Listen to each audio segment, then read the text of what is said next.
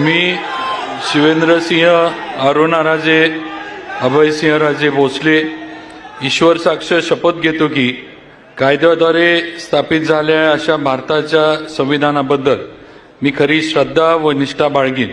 मी भारताची सार्वभौमता व एकात्मता उन्नत राखीन। मी महाराष्ट्र राज्याचा मंत्री म्हणून माझे काम निष्ठापूर्वक व सत्सद विवेक बुद्धीने पार पाडीन आणि संविधान व कायदा यानुसार सर्व तऱ्हेच्या लोकांना मी निर्भयपणे व निपक्षपातीपणे तसेच कोणाच्याही विषयी ममत्वभाव किंवा आकस न बाळगता न्याय वागणूक देईन।